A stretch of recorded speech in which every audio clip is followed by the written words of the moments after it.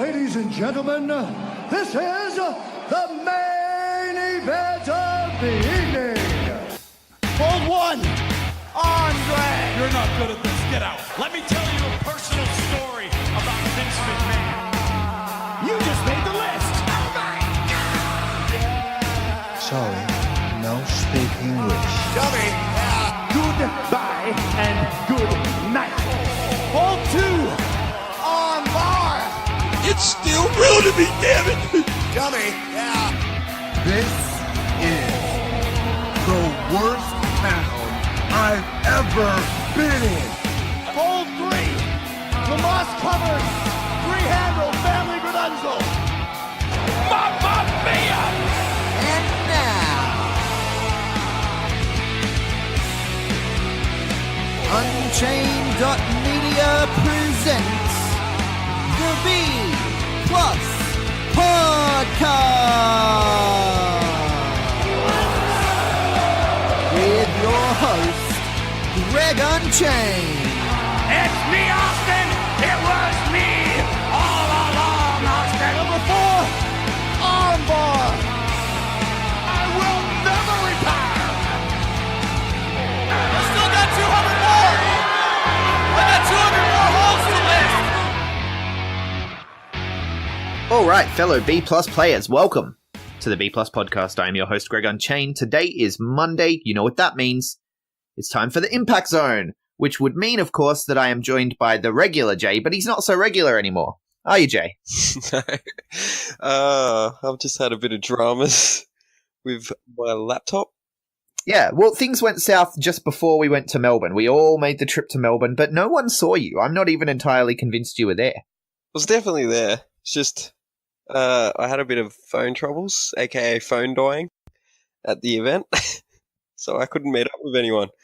See, I was smart. I made sure before I left to purchase a charger, like the little portable chargers that you take with you.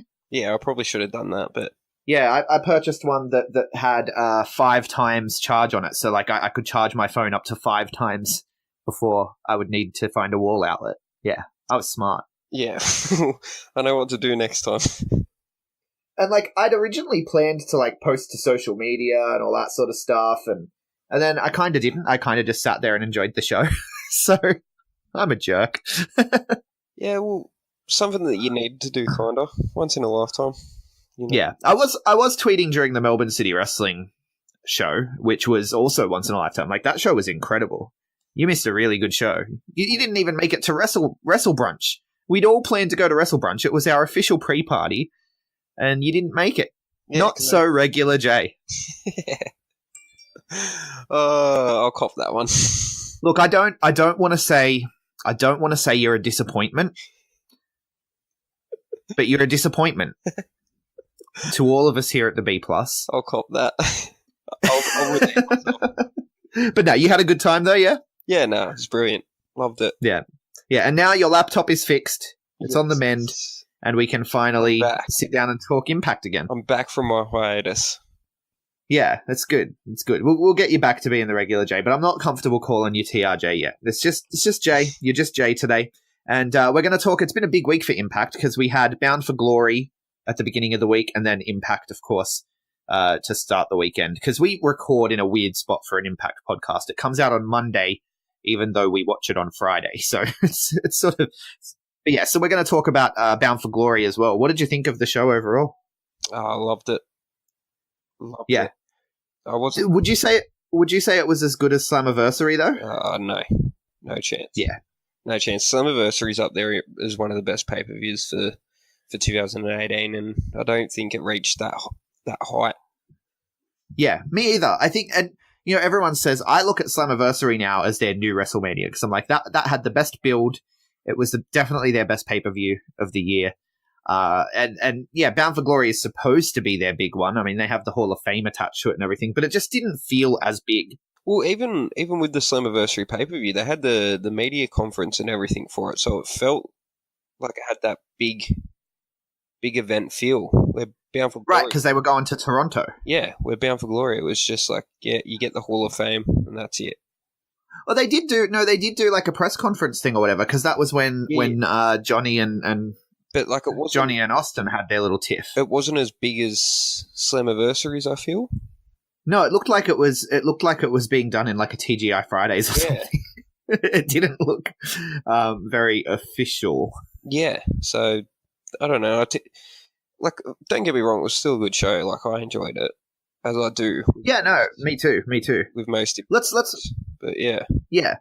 Let's run through it from top to bottom. So I think that it opened really nicely. They had that nice opening video with LAX, and they were talking about this city and making opportunities and rising above, and Impact are going to kick the door down and continue to rise. And it felt like a old Paul Heyman inspirational speech before the ECW guys would go out and he'd ramp up the locker room. Yeah. It felt like that kind of thing, but it was in video form and being delivered by LAX, which was kind of weird. Yeah. But yeah. It would have been better if they had like Don Callis or something there. I think maybe they're trying not to go too out of character. Like Don Callis is just the announcer, Yeah. But then I don't know what they're doing with Don Callis. Like, is he just the announcer? Because he was the authority figure for a certain point in one of the angles a few months ago, right? Yeah. Like in the build up to Slammiversary. So I don't know. It's a bit odd. But then we get the opening match: Rich Swann and Willie Mack defeating Ethan Page and Matt Sydal. What do you think of these teams? Oh, It's not Rich Swann and Matt Sydal like you wanted. yeah, I'm disappointed. I like Ethan Page though. I think he's awesome. I think Is it some sort of racial profiling by Impact or something? Like, let's team the two black guys with each other against the two white guys. it does. Yeah, it does feel like that sometimes, doesn't it? Like when Rich Swann's like, when they're like, go find a partner. A part of you has to be thinking like, don't be just another black person, because it's it's like, oh, the black guy's gonna find the black guy as his friend. That's it kind of does feel, it feels a little gross sometimes, but Willie Mack is amazing. So 100%, especially because I watch Lucha Underground, so I know what Willie Mack can produce. Yeah. And he doesn't get booked enough, to be honest with you. He's not like, when you talk about guys that have big names or whatever, like he's fantastic, but he doesn't get booked that much. Like, he sort of just works around the California area. Do you think it's just because of his size, kind of like the figure? I don't know. It could be a matter of what he wants. Yeah. Like, he might not want to work more over on the East Coast or whatever. He might just like, some people like sticking close to home. Yeah, that's true. Maybe he's getting enough money to do it. Yeah, so you never know. I mean, maybe he has a really good day job that he loves. Or that. Yeah. I mean, I don't know. I don't know his story, to be honest with you. It would be interesting to hear. But that's the thing. He doesn't get out there as much as you'd like. But he's really fun. I like Willie Mack, and so I like the team. But yeah, it does have a little bit of that the black guys are. Oh, of course they have to team together. Yeah. But yeah, I'd prefer Matt Sydal and Rich Swann still. Yeah. It was a good opening match, though. I enjoy it. I like Ethan Page a lot. I think he has a lot of upside. He's a good signing for the future. Rich Swann and Willie Mack end up winning. It was a pretty exciting match, and the question there was, is Willie Mack going to be around? But then he was on Impact this week, so it looks like he's sticking around for a while at least. And then they do that weird promo where they just upgrade someone's seats, courtesy of the sponsor. WWE. Yeah, well, no, yeah, they did that at the Super Showdown, but it wasn't like they didn't bring out like R-Truth to do it, like it was done before the show. I don't know. It just seemed weird to me that like this is like, you guys, you realize you're on pay-per-view, right? Would it really be an upgrade of seats anyway for the arena that they were in? Yeah, that's the thing too. I'm like, there wasn't a bad view in the house. Like, you could be sitting in the I'm just going to say this, like, you can be sitting in the bleachers, which is obviously the cheap part, but it wasn't really the bleachers there, and No. you could see fine. Yeah. So Yeah, that's it. Yeah, it was. I didn't even think of that, to be honest with you, but it was a small room, wasn't it? yes, It's like the same room that Major League Wrestling run, and pretty much. I like that though. I like the Impact are like, look, we're not going to try to pretend to be some big thing. We're embracing the fact that, yeah, look, we've had some hard times. It gives it a better environment feel too. Yeah, well, I said this after the Super Showdown weekend. I prefer wrestling when it's a small crowd. Yeah, because you get that, like, you get that whole sense like the crowd's together. Like, if you get me. Yeah, it's a lot easier to feel in unison with 500 people than it is with 50,000. And it's a lot easier, like, as well, you feel more connected to the wrestlers. Because if you're in the back of the room, they can still hear you when you specifically cheer for them, you know? 100%. Like, I was at Adelaide Championship Wrestling last night, and before the bell rang for the main event, it was Adam Brooks versus Orlando Jordan. And I started a Brooksy chant, and absolutely no one got on it. No one else joined. Not a single person. It was just me. And he looked right at me and was like, hey, like, he acknowledged it. Like, I see you trying. Good on you. You know? And it's that kind of thing that should happen at a wrestling show. You know? 100%. 100%. Yeah. Just gives it that feel. Yeah, the family vibe. Intimate. Yeah. But then we move on and we get Eli Drake's open challenge. Dummy, yeah. Chinless, yeah. James Ellsworth. He's not even from New York. Eli Drake said it had to be someone from New York, and it wasn't. It was fucking James Ellsworth. Oh, how good was the crowd? Speaking of the crowd, how good was the crowd? Yeah. Yeah, no, the crowd was good. Do you know who was originally planned to be in this spot, though? No. It was meant to be Joey Janela. Oh, okay. Yeah, it was meant to be Joey Janela, but he got injured in his match with LA Park, right? So Joey Janela's out with an injury. And so this was supposed to be Joey Janela's spot on Impact Wrestling, and instead we got James Ellsworth. Wow. Yeah. According to the dirt sheets, anyway. Like, I don't know for sure, but apparently it was supposed to be Joey Janela. So, yeah, so James Ellsworth comes out, and Eli Drake just hits him with 2 gravy trains and picks up the win nice and easy. And then he gets on the mic and says he wanted quality, you know, Hall of Fame quality, so then out comes Abyss, and it hits a black hole slam and choke slams him through a table. Which was awesome. Yeah, it was a nice little moment. I think, you know, I'm sitting there thinking to myself, Eli Drake can take Abyss, like, but at the same time, it's sort of that WrestleMania moment kind of thing, I suppose they were going for. Was it Don Callis, the one that said, "How's he even here? Shouldn't he be retired? He's just been in the Hall of Fame. That means you need to retire." Yeah, I think that was. I'm sure it was Don Callis. I agree with him. If you're in the Hall of Fame, you shouldn't be wrestling anymore. That's it. You're done. Yeah, you're done. So. You hear me, Bully Ray? You're done. Stick a fork in it. But no, I don't know.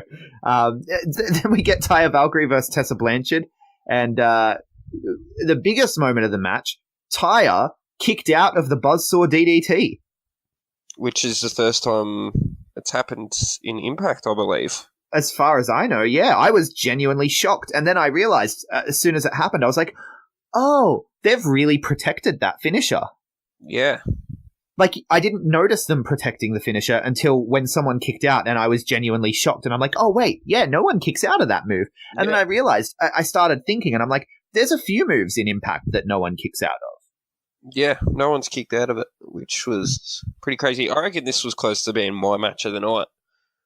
Yeah, no, me too. I was so high on this match, and I thought it probably could have gone a little bit longer, and I think both of them have the skills to go a bit longer as well. 100%. And Taya is someone who really impresses me. Like, I wasn't a big fan the first time I saw her wrestle. Yep. I wasn't really a big fan, 2-3 months ago. And then obviously I started seeing more of her on Lucha Underground, and I was like, oh, well, wow. Yeah, I think it depends on the quality of opponent she's in there with. She's one of those people, like Mikey and I talk about, there's some of them over in New Japan as well, where like, so Mike Elgin is one we talk about a lot, where, you know, if he's against someone really, really good, he can have a great match. And if he's against someone, you know, okay, then he has kind of a boring match, right? Like, I feel like Taya versus Ali would not be anything special to watch. Yeah, it's because Tessa and Taya work so well together. So yeah, I think they have a chemistry for sure. Like, yeah, as I said, close to match of the night for me. Definitely. Tessa ends up getting the win with the flying code breaker. Then we get, what about Moose? What's Moose doing dressed as a king? Oh, I know. I was like, what the hell is going on here? He says that I'm. This is what a king wears in my culture, and I'm like, your culture? You grew up in America. You played football. Like, what are you talking about? Your culture? I understand he's a heel, and I get the impression that Don Callis is very much against all the social progress stuff that happens in the news. Yeah. Do you get that impression? Like on Impact, I'll skip ahead a little bit, but on Impact where Tommy Dreamer's like, I've never been politically correct. And like, I get the impression that that Don Callis is kind of like, all this social justice stuff is nonsense. And so he views an African American wearing that stuff as a heel character. So he's got Moose in it, which to be honest, it kind of works, but only because Moose is making it work. Yeah. It still looks ridiculous, but it's just because he's so big. He's such a big dude, and so to have it looks like he's wearing a momo. What do they call it? A muumuu? Yeah, a muumuu. Yeah, it looks like he's wearing a muumuu. It's just weird. And as I said to you before, my computer had its meltdown. Yeah, he looks ridiculous in the clothes he wears, and you're not going to change my opinion on that. Wear some normal clothes, please, Moose. I love it. I love it as a character choice. I do. And I don't. I think it's fantastic because he's a heel. So I can sit here and be like, yeah, I understand why people want to hate that dude. And so I love it. But I will, like, if I ever went and saw him live, I'd be like booing like crazy because I like to boo the bad guys. But on my inside, as a person watching this performer, I'm like, that's amazing. Yeah. He just reminds me of someone that needs to go back to the early 2000s, late 90s.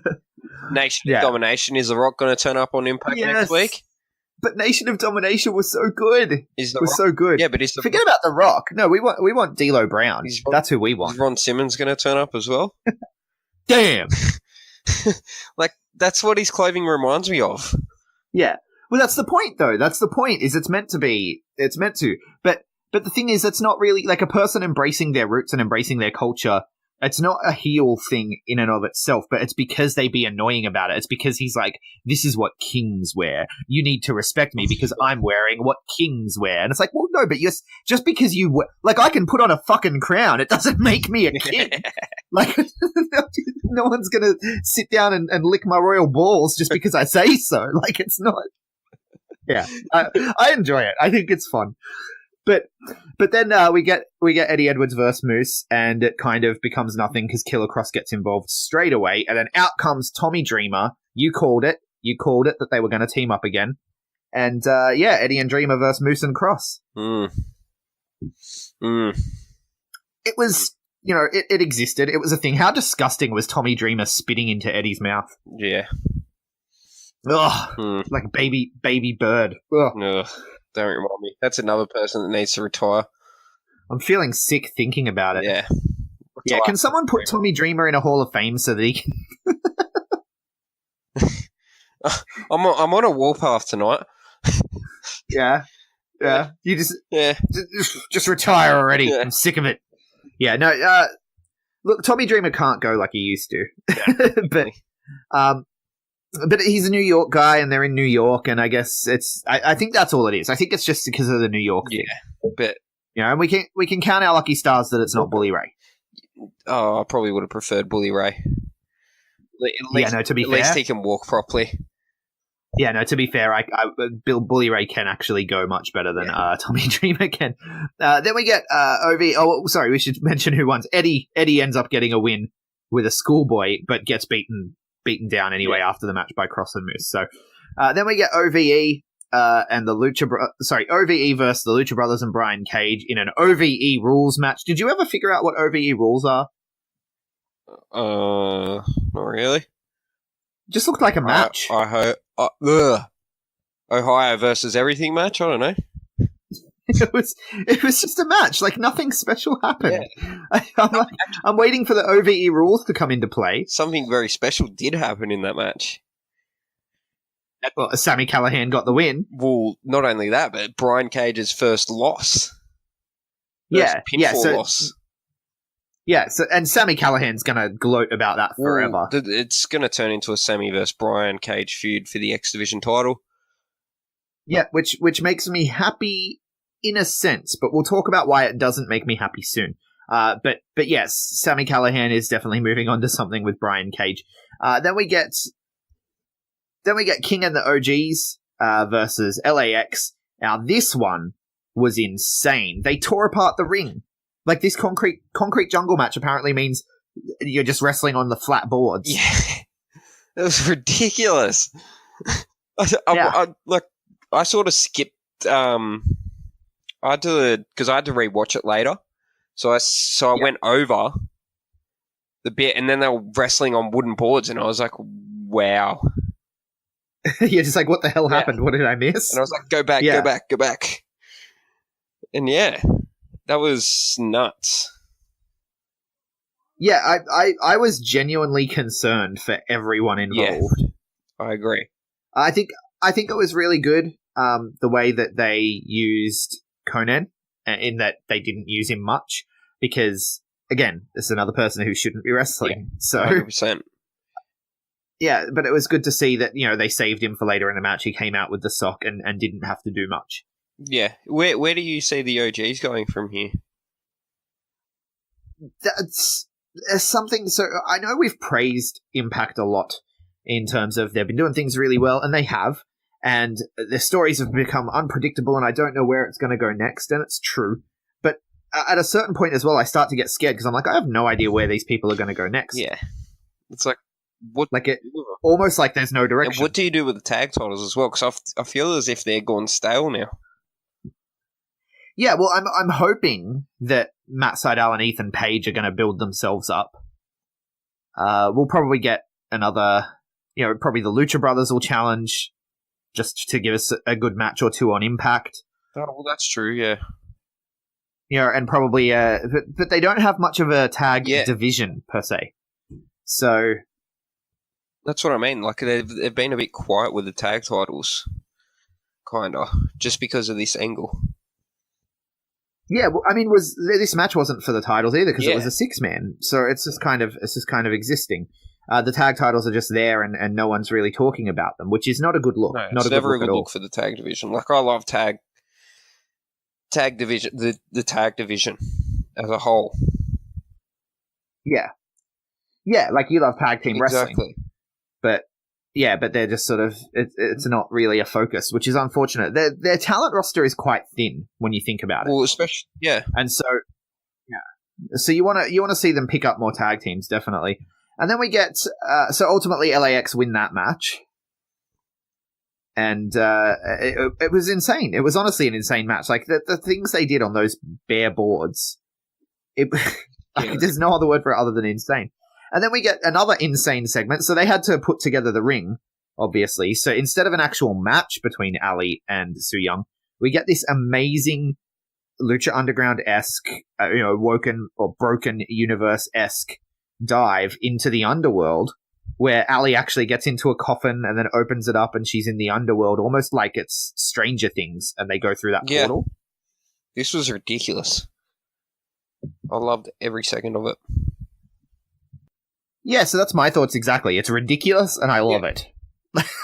Like, it was so, like, even to the point where they started shooting sparks out of their hands. Rosemary and Sue. Like, how good is it? Yeah, so I should run down the story, right? So, I'll let you in on my notes. This is my note-taking experience as I'm watching the show live. Ali ventures forth into the undead realm, and then I've got nothing because I focused really hard on what was happening, and I just have, holy shit, she just killed Undead's bridesmaids with an axe. She literally killed Undead's bridesmaids with an axe. Imagine if the police came. You're under arrest, Ali. Can you be arrested for something that happens in the underworld? I don't think you can. I'm sure that, like, regular laws don't apply in the underworld. True. Maybe Matt Hardy's up there. But so she kills some of the undead bridesmaids and she rescues Kira. And then James Mitchell, the sinister minister, with the double cross. He's someone who doesn't have to retire. Please stick around forever, Sinister Minister. And yeah, he told her that he'd get her in, not out. And so now she has to find her own way out, try to open the coffin and stuff. And the bridesmaids are like closing in on him. And then Rosemary shows up. Rosemary for the save in the under. Like, this was paced like a wrestling match. Obviously, they had to set up the ring again. So. It was. Yeah, so this was essentially a wrestling match in filmic format. Yeah, it was awesome. I loved it. I loved every single second of it. And then in the end, they escape, but Rosemary doesn't make it through because Rosemary's locked in that Kamehameha fight with Su Yung. I'm very interested to see where this goes. Yeah, well, is Su Yung trapped in the underworld now? Like, is Su Yung gone? Because that's another talent gone if that's the case. That sucks. Yeah. Well, but yeah, I enjoyed it a lot. More than I should have, I think. Promotional consideration paid for by the following. 100 episodes. We made it. We made it to 100 episodes. And what better way to celebrate than by sharing Threadbox with all the B+ players across Australia. Threadbox is a subscription service for men that brings you a personalized shopping and stylist experience for any budget. You get direct email access to a personalized stylist who builds out a style profile for you and sends you all the clothes you need. So if you need singlets this month, you're going to get singlets. If you need belts this month, you're going to get belts. You let them know and they're going to send that out to you. There are multiple packages available and you always get more worth than you pay for because Threadbox know all the best brands. CJ and I both got deliveries this month, and amongst our new threads were KSCY, Offends, Cheap Monday, NXP, and more. So you can check out our unboxing videos on the Facebook page, or if you go to threadbox.com.au, you can check out past packages that they've sent out there. We believe in Threadbox because Threadbox want to help us, you, and men everywhere look better without all the bother of having to shop. In as low a price as $40, what more can you ask for? You're going to get more value than you pay for. Just for our fans, if you put in the code the B+15 at checkout, you're going to get 15% off your first box. Head to threadbox.com.au and use the code the B+15 to get your box today. Then we get the main event, Johnny Impact versus Austin Aries, and let's talk about all this. Shoot, work, was it real? What was going on? So ultimately, in the end, the story's not the ending really, though, but Johnny Impact gets the win. Yeah, and he's the new Impact World Champion. But what about everything that surrounds this match? Oh, it was like it wasn't a work, it was a shoot, then it was then it was a work, it wasn't a shoot. It was back and forth. Like some of that hit on Tyre as well, that was ridiculous. Yeah. Where Aries jumped through the barricade, that actually looked legit. It looked stiff as hell. Yeah. But then, like, okay, so it started with the Twitter stuff, right? So, Austin Aries tweeted out, like, because Johnny Impact made, I should say it started with Johnny Impact. If you asked Austin Aries, it started with Johnny Impact. So Johnny Impact made a short joke about him on Impact. And then I assumed in character, like, I called it a work. I said, this is all a work. I assumed it was in character because his character has the little man complex. I don't think that the real guy has a little man complex, you know? Yeah. Well, because, I mean, to be honest, he's only a couple of inches shorter than Johnny Impact. Yeah. So I can't imagine him actually having that little man complex, but he takes to Twitter and he's like, oh, yeah, of course it's okay for you to make short jokes, but if I was to call someone a retard or make fun of your fat wife or point out that you look gay, right? So he said all the things you're not supposed to say. And like I said, Don Callis is clearly a fan of poking the PC police, right? Yeah, like 100%. It's 100%. It's really clear that Don Callis enjoys doing this. So I'm like, it's a work. Right? Yeah. Like going into and we talked about this. You weren't on the podcast, but we talked about this. We were still messaging and stuff. And I said, I'm like, we both agreed this has to be a work. Like it's too perfect. And then, you know, they go on TMZ, Johnny and Tyre go on TMZ and they drag Austin Aries' name through the mud. And then he's meant to apologize at the press conference and he doesn't because he's like, you went on TMZ, so fuck you.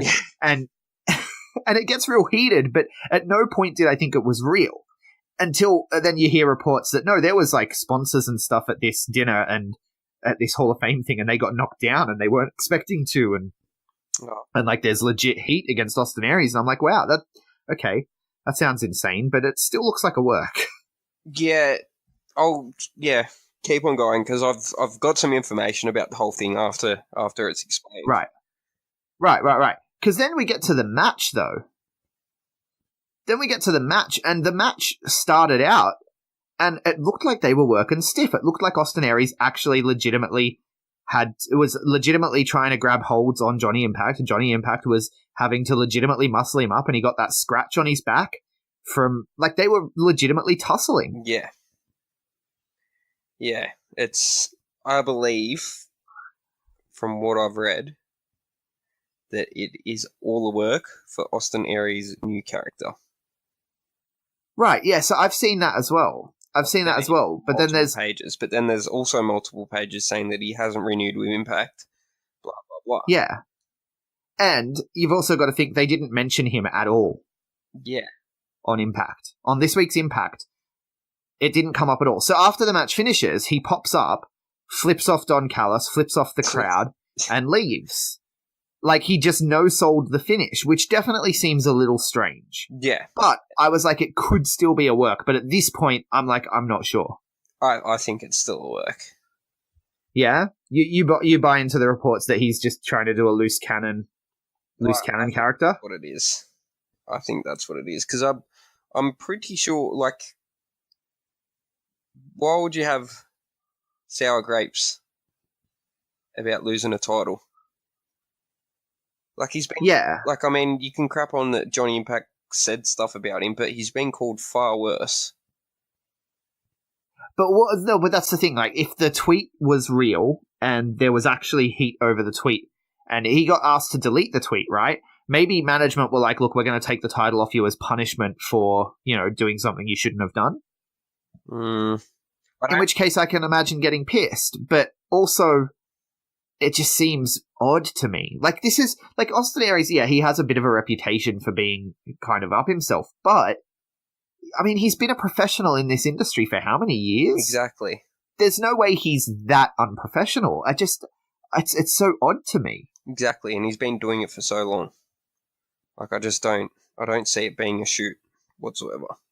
It's got to, there's something going on. I don't know. Because I can't imagine Johnny Impact and Taya getting upset over that tweet either. Oh, no, exactly right. Like, everything I've read about them, everything I've seen of them, every interview I've heard, they're such chill people. Yeah, 100%. And I guess Taya has struggled with eating disorders and stuff in the past, so it might be a sore spot. Like, there's always the potential that it's a sore spot. But, I don't know, to me, she comes across as just this tough, badass, chill chick, and I can't imagine something like that getting to her. Yeah. Like, she must get called names daily on Twitter. Twitter is a cesspit if you're a celebrity. 100%. 100%. So, I don't know. I don't know what to believe. I really don't. Which is kind of good, but also kind of bad. But yeah, they didn't mention him on Impact at all, which is that's the weird part. And the other weird part is no one talks about the fact that the match was actually really good. Yeah. Everyone after the match. Yeah. Because it kind of does take away from it a little bit. But the match was really good. I enjoyed it. Yeah. The beginning definitely looked like... it almost did look like there was legit heat between them. And they were told, look, just sort it out while you're out there. And, don't hurt each other. And that's almost why I think Moose and Killer Cross were there. So that's what makes me think maybe there is an element of shoot to it. Like, maybe Johnny did actually get pissed. And he and Austin had some tension. And Callis and the boys were like, look, just sort it out while you're out there. Just make sure it still looks good. And they sent out Killer Cross and Moose just in case things got out of hand. Because why else would Killer Cross and Moose have been there? Oh, well, they're there with him all the time. Yeah, but in the story leading into the show, he'd agreed that they weren't going to be there because he didn't need them. So it just felt like an odd choice. And then the way the match started, with Aries getting the upper hand twice instead of... normally you go 1-for-1. Yeah. Yeah. Right? And normally it's the good guy that gets the upper hand as well. But it looked like Johnny was trying, and like how Aries was holding the elbow pad and stuff, like it just looked like there was actually something going on. It was weird. We'll just see. We'll just have to wait and see. It's one of those things. But that's the thing is, even if it was a shoot and then Austin Aries comes back in 6 months, they can just pretend it was a work anyway. Like, oh, we were planning it all along. They're not going to go, oh, yeah, it was definitely a shoot. This was all. Yeah. Well, before Bound for Glory, Aries was on a couple of podcasts. Jericho's one is one that I'm thinking of specifically, where he was talking about how much he loves being his own boss and stuff, because he's like, I'm looking at things at the moment, and I'm like looking at the offers I have for bookings in December, and I'm like, you know what, I'm just going to go to Hawaii for a month, like, you know, and I can do that because I'm my own boss. And so I'm like, well, maybe he just wants a vacation. Like, who knows? Who knows with Austin Aries? Yeah, but what it does mean is World Series Wrestling, we no longer have the Impact World Champion coming out. Yeah. Yeah, which is unfortunate. Oh, maybe he might win it back. Before November, they'd have to do some tricky writing. But yeah, Aries being done with the company leads me to think, like, what's happening with the world title now? Because Impact, it's always tough to have a face champion. Like, I feel like the company is always better when there's a heel champion and the baby faces are chasing. Yeah. But who is a big enough heel to challenge Johnny Impact? That's the question. No one. Right? Like, Killer Cross and Moose aren't there. Definitely not. And they're probably gonna be the ones to go into the tag division. To be honest with you, they could take down LAX. But to me, the only heel that's strong enough, unless you turn someone, the only heel who's strong enough is Sami Callihan. But he's committed to Brian Cage at the moment. There's no one.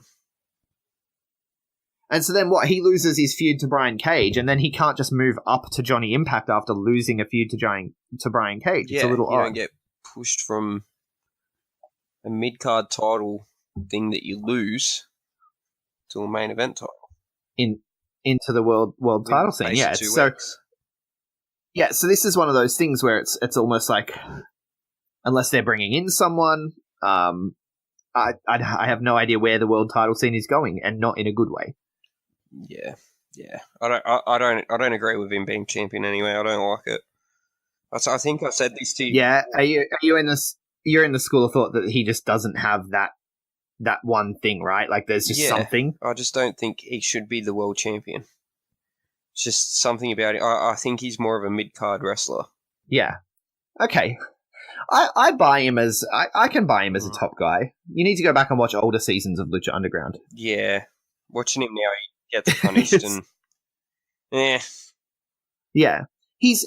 But he definitely is. I feel like, I don't know, sometimes he doesn't take himself seriously enough, but that's kind of just the Johnny Impact way, or the Johnny Nitro way, or the Johnny Hennigan, Johnny something. It's the Johnny something way, you know?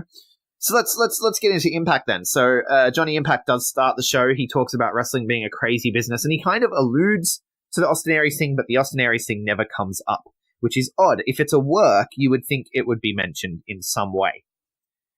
And then he talks about being the world champion and how he's going to be a fighting champion, and it's really generic and boring. And then out comes Phoenix, and Phoenix is like, I've won a lot of championships, but never here, so I want a shot next week. And Johnny's like, well, I can't say no.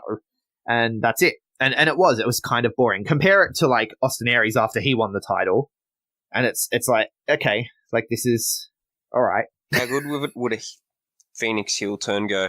Well, Phoenix can work brilliantly as a heel. We know that from his current stuff in Lucha, yeah. But I don't know. I don't think that he'll turn heel. No, he won't. Because he does too much stuff. Oh, the Pentagon would be a great heel to be a top heel, but again, I don't think... Pentagon can't be a heel, but because too many people love him. What if they bring in Jericho? That would be great. Jericho be a heel? When's their next big show? February, right? They announced December. December in Nashville. They're going home to the asylum. So they need to find someone quick. Yeah. Maybe Eli Drake? No, I think he'll go into an Abyss feud. Please don't. Moving on, Tommy Dreamer talks about his unexpected return and tells people to expect the unexpected. And he tells Moose he's going to go old school and pick up a chair and wrap it around his head. And then Moose responds, and they basically say, no, we don't accept your challenge, because Killer Cross is with him. And he's like, no, Moose doesn't accept your challenge, but I do.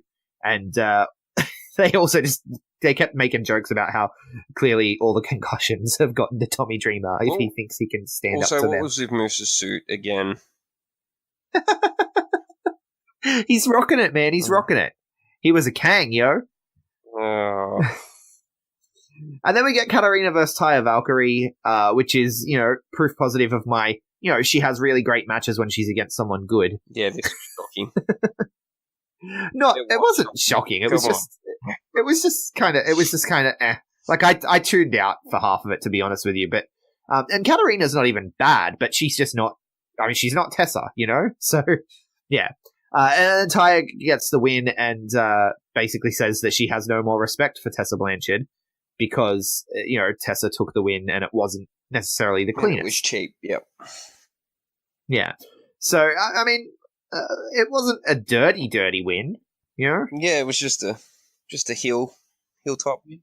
The ref was out of place. So do you blame the ref for that? Don't blame Tessa.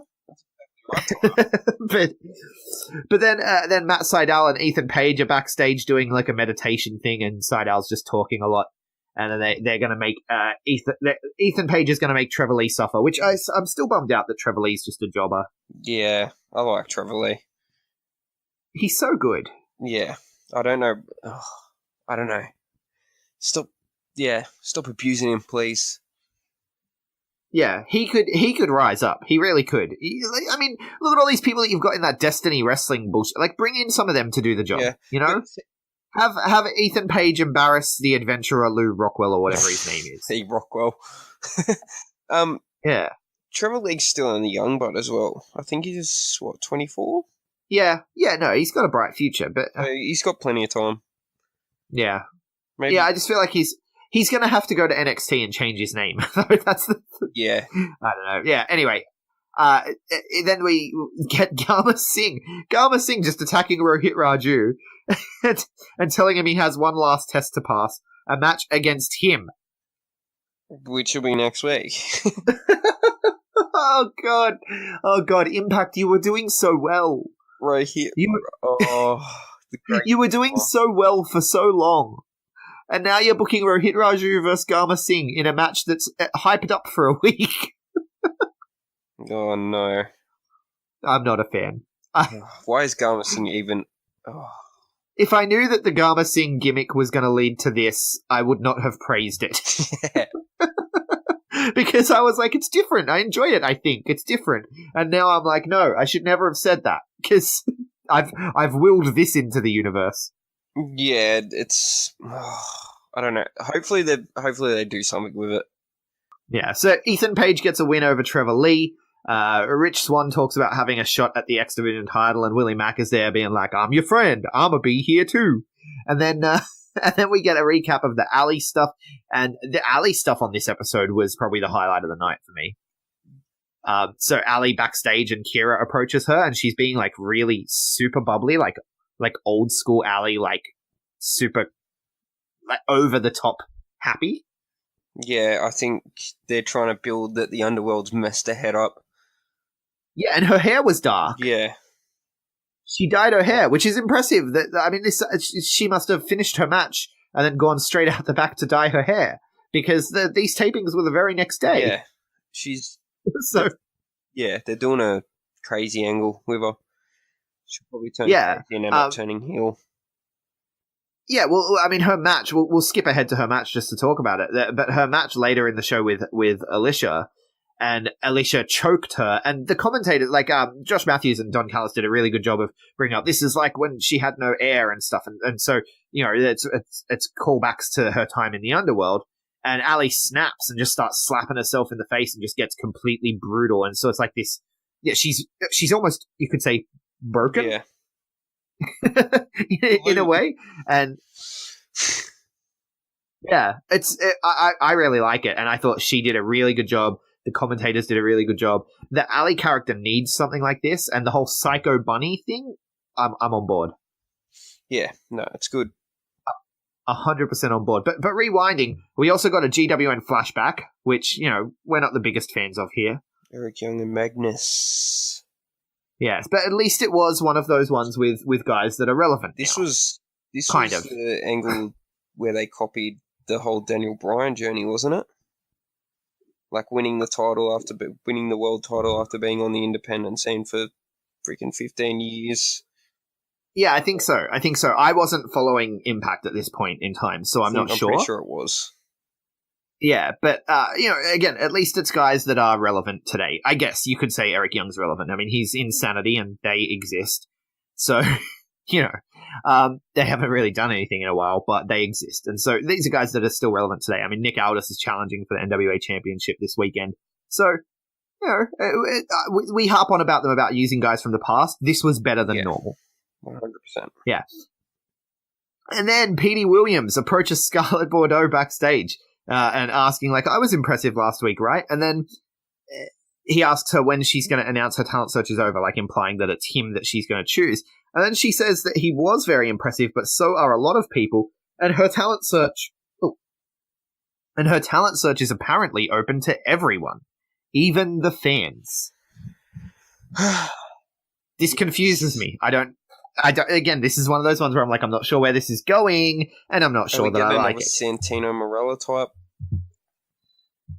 sort of situation, where because the whole talent search thing's about winning the world title, pretty much, isn't it? Well, no, it's about winning her as a manager. Yeah, but it's also about rising to the top to win the world title. Yeah, well, because she says that under her leadership, we get Chris Jericho. She'll be able to get someone to the world title. No, Chris Jericho, he's doing like a psycho gimmick in New Japan and stuff, and he's like dressing up under masks and attacking people. There's no way Chris Jericho comes in this role. If it's open to everyone, all right, hear me out. This is bad. This is real bad. It's a talent search. She's not necessarily looking for a wrestler. She's going to sign Enzo Amore as a rap artist. They're not going to wrestle. She's not going to wrestle. He's not going to wrestle. And they're just going to do weird angles all the time with Enzo Amore and Scarlett Bordeaux. I'm calling it now. I'm officially announcing my resignation from the Impact podcast. Because Don Callis hates the PC stuff, right? And who's going to piss off that crowd more than Enzo Amore? So much hate. Please don't do it, Don. Please. It's bad. It's real bad. Or... No, this is just me making this up off the top of my head. No, and another thing that I'll make up off the top of my head, Elliot Sexton. That's who I want it to be. I want it to be Elliot Sexton. Have you watched his show Trophy Life on YouTube? Oh, man. Okay, so there's 3 seasons of it. Each season has 5 episodes. Each episode goes for 5 minutes, except for the season finale, which goes for 10. So one season equates to half an hour. So it's essentially like watching an episode of The Simpsons. You need to watch all 3 seasons. It'll take you an hour and a half. It's totally worth it. It's a hilarious show. And he's one of ours. You remember Elliot Sexton? He was in TMDK. Yep. Yeah, he did World Series Wrestling and stuff. He was in the Mighty Don't Kneel, and so yeah, he's moved over to the whole story of it is he's moved over to the States because his partner was signed by WWE, and so he's moved over there and he's living in Orlando and he's like living the trophy life because he's a trophy husband now and he doesn't have to work and he's kind of just a clueless, good-looking putz, and it's hilarious. And now as they've progressed through, we're in season 3. And he's been kicked out and he's looking for work and he's trying to pay rent. And so I just think it would be perfect if he submitted, as part of the Trophy Life, if he submitted a video to audition for Scarlett Bordeaux's services and then he got brought into Impact. I would be so fucking happy. So those are my 2 scenarios. There's the nightmare scenario and there's the dream scenario. Neither of them will happen. But that's me fantasy booking Scarlett Bordeaux's talent search. But this whole, it's even open to fans. I have no idea where this goes, and I don't think it's going to go anywhere good. We find out soon. I'd like to know soon. Very. Yeah, it's bumming me out because I'm like, look, I've been telling people for months. I've called it over the last month or so. But for a while there, I was like, Impact's really good. You got to watch Impact. You got to watch Impact. And lately, like the last month or so, I've been like, Impact's not bad. It's not what it used to be. It's definitely getting better still, but it had a really hot couple of months there, but like around Summerversary, but now it's kind of cooled off again, which is bumming me out. But then we get Tommy Dreamer versus Killer Cross. Go away, Tommy. It was a pretty boring match. Moose and Cross beat him down, so we shouldn't see him for a while, I don't think. Knocked out and killed. Yeah, it's like I said, he was there for... Oh, sorry. Yeah, he was there for the New York tapings. That was it. Yeah. It was just a New York thing. At which point, why not have him answer the open challenge? Instead of Ellsworth. Yeah, and have Ellsworth try to save Eddie Edwards, so everyone can be like, what the hell? Imagine the heat. I think Eddie Edwards would go back to getting booed again. Yeah, but Eli Drake, that's appropriate to go over to Eli Drake. Eli Drake cut a really good promo, as always. Whenever he cuts a promo, it's good. Eli Drake cut a really good promo about Abyss putting him through a table, and LA Park coming out when they were in Mexico, and LA Park swinging a chair around, and then he watched the pay-per-view, and, you know, LAX and the OGs are having a match without the ring, and he says that Impact has become an unsafe working environment, and he is going to sue. How good is this? I love this angle so much. At least they found something for Eli Drake to do. Finally. Yeah. Yeah.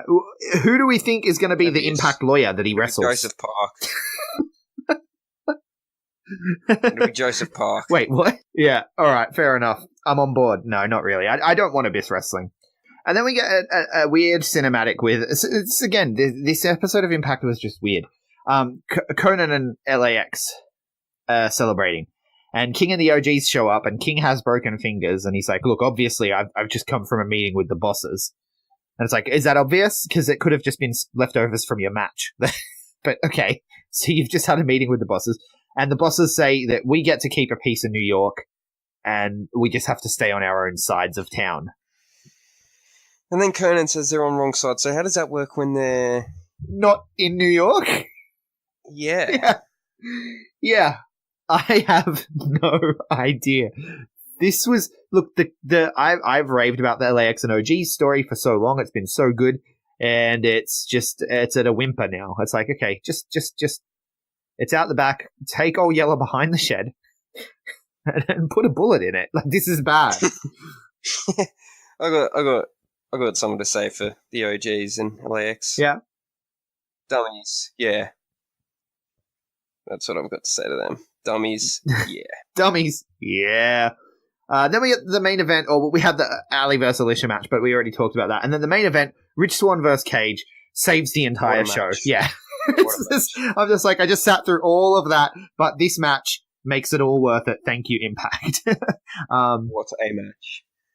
I thought Rich Swann had it at a few points.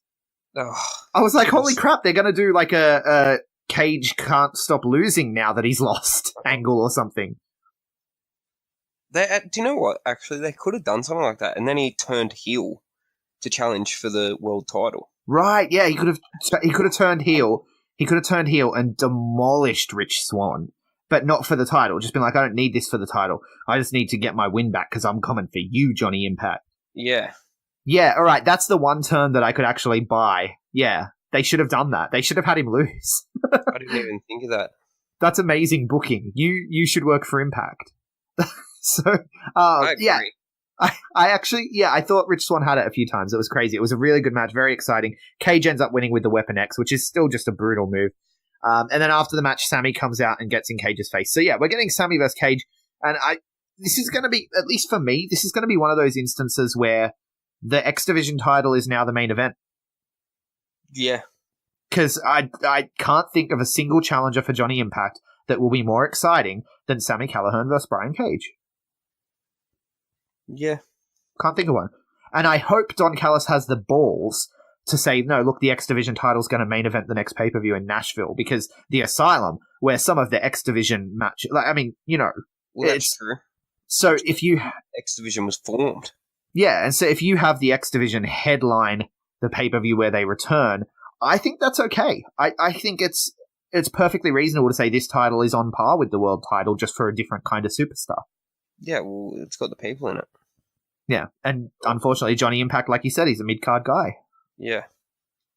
Yeah. Sorry to say. So, yeah. So that's the state of Impact at the moment. It's like things were going so well, and then it's just kind of hit a wall almost. But there's still a lot of good stuff to enjoy about Impact. I think the Eli Drake angle and the main event sort of saved the show today. Yeah. So, and obviously, and Scarlett Bordeaux was entertaining, but I still think that the angle's weird. Yeah. But every time she steals the show when she's on just her performance. Yeah. No, she's because she gets that character, man. That she is that character. Yeah, no, she does well in what she does. Like, she was entertaining at the start. It's just, as you said. Oh, and the alley stuff too. The alley stuff was really good. Yeah. Oh, and that as well. We're gonna obviously lead to a weird angle there. Yeah, I'm really curious to see what's going to happen with, because if the underworld is now closed off and Su Yung and Rosemary are trapped there, where does Ali go with this? That's the curious part. Because Tessa's doing her own thing, and who's the next challenger for Tessa as well? Are they going to have to keep bringing in outsiders? I think it'll still be Tyre for another couple of months. Yeah, I think you will go Tyre again, but then who after Tyre? That's the question. I can see them. I don't know if anyone will be built up or not yet. I think I could see them dragging it out and bringing in Meiko Satomura, hot off the Mae Young Classic. Well, that's true. It depends on who the WWE signs from the Mae Young Classic as well. Yeah, because they could have more talent become available to them. So, yeah. Did you see that both Mia Yim and Chelsea Green got signed to NXT? To the Performance Center, yes. Chelsea. Yeah. So some former knockouts. Knockout women's champion, I believe. Yeah. Mia Yim was in the knockouts division as well, wasn't she? Yeah. That's pretty crazy. And I was like, it's just one of those things. Well, let's give Impact its praise. Something that TNA always did well and Impact has always done well is women's wrestling. And Evolution, like WWE are doing this whole Evolution, and it's the first ever women's Hell in a Cell match. Yeah, they had Monsters Balls matches ages ago. Oh, and also, thanks NXT for pretty much spoiling what's going to happen with Reclusa on Lucha Underground. Yeah, right. She's not going to be there anymore. Thanks, NXT. Thank you. Yeah, what happened to don't they have, I guess she must have signed a different contract. She must not have as ironclad contract with them as what the main, like, Phoenix and stuff do, because Phoenix and stuff have been around since the first season, and they have obviously some crazy contracts that have them locked in, because she was able to come in for a couple episodes and disappear. Yeah. So I'm gonna assume she's gonna get sacrificed to the gods. Yeah. I think so. Yeah. The Lucha Underground this week was fantastic, though. That's for all the rest. But people have already heard me talk about Lucha Underground. But it was really good this week, and Impact wasn't. Yeah. It's unfortunate. Oh well, it'll get there. Yeah. So that's Impact for this week. Where can people find you, on Twitter, Jay? At the regular. Not so much. That's where you'll find me. Twitter handles don't lie, Greg. You should know that. So at the regular. I am at. So does that mean I'm really unchained? Is that my Twitter handle doesn't lie? I'm unchained. I'm off my rocker. That's the first time I've dropped that word. Ooh, you're gonna get reported on iTunes. No, we've got it. We're marked as explicit. I've been saving that word though. I'm gonna have to censor that word because I've been saving that word for my interview with Adam Brooks. I'd probably do that as well. So I'm gonna ask him if we're still allowed to call him that. Can you do like a bleep, like a beep? Yeah, I can do that. I'll put that in there. Do that, because yeah. Do you want to let loose? Let loose on the people right now.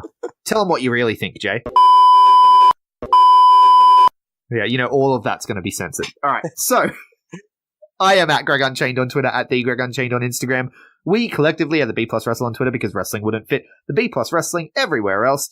Please like, share, subscribe. If you like what we do, let us know. Give us a 5-star review on iTunes. It helps us with the visibility. And yeah, get in touch. We like people to be interactive on the Facebook and stuff. At the moment, we're running a real WWE World Cup where you can decide who's going to go forward in the action to represent actual countries other than America for the World Cup.